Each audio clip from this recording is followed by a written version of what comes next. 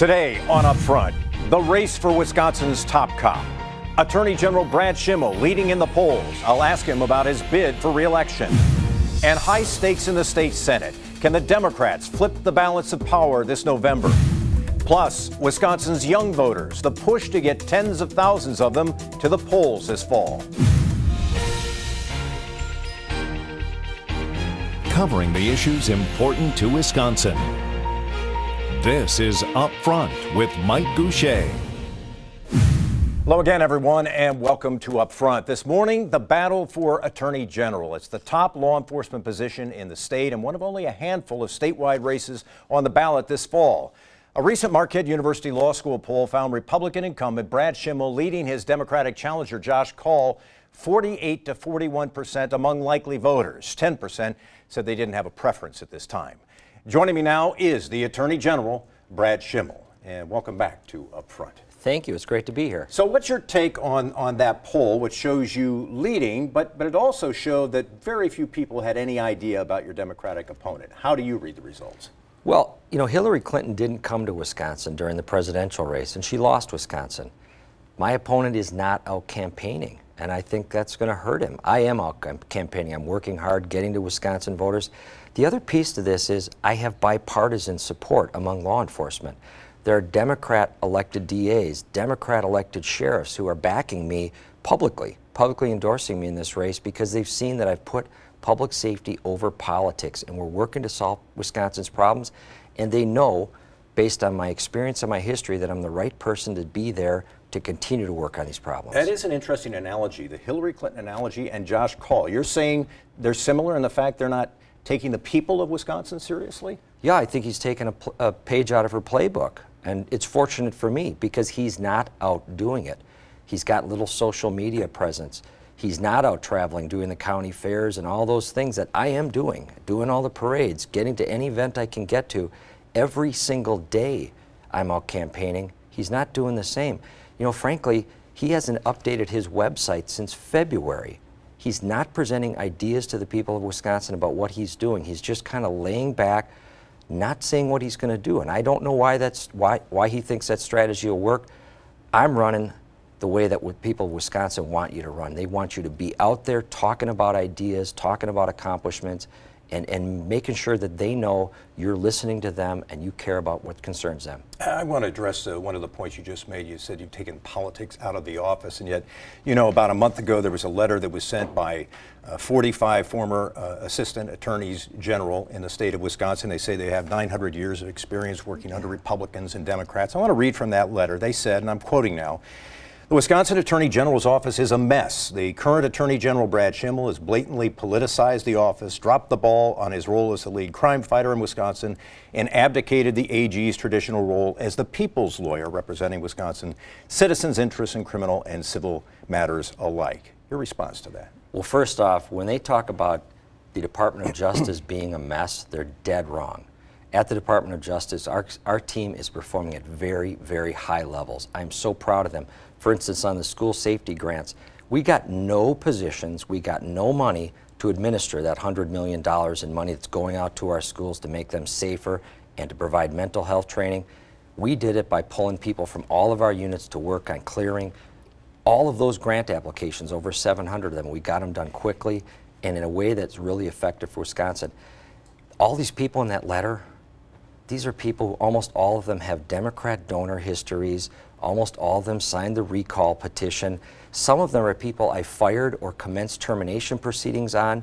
One that we found was only working half-time, collecting a full-time salary. We were able to prove that. These are people whose opinions shouldn't be acknowledged. I have 64 elected sheriffs that say I'm doing a great job from both parties. Let me have you address the claim of politicization of the office. And one case they point to is the fact that you've gone to court saying that Obamacare, the Affordable Care Act, is unconstitutional. They say, your critics say, look, if you're successful in this case, it's quite possible that some people who have coverage for pre-existing conditions will lose that coverage. How is that in the best interests of the people of Wisconsin? Well, right now, Obamacare is a failure. There are millions of Americans who don't have insurance coverage. Rates did not go down, they went up. options available to consumers did not go up, they went down. And remember the famous, if you want to keep your doctor, you want to keep your health plan, you can keep your doctor and your health plan, and that turned out to not be true. Based on what Congress did in last December, by taking the tax penalty away, they've now made Obamacare unconstitutional. And it's not my job to decide which policies are best. That's what the legislature does. And when my opponent talks about things like that, he's really talking about wanting to be a legislator. As the Attorney General, I defend the Constitution. If a rule or a law is unconstitutional, my job is to go after it and get that off the books so that we can move forward in the right way. And this is really about returning authority to Wisconsin to decide what's best for people in Wisconsin. Before the Affordable Care Act, Wisconsin had one of the best systems in America with our high-risk pool that did make sure that people with pre-existing coverage conditions did get covered, and it also Not made as sure many people, though, correct? as Affordable Care Act. Yeah. No, Wisconsin's high-risk pool. high-risk pool did a great job of providing insurance to people who needed it.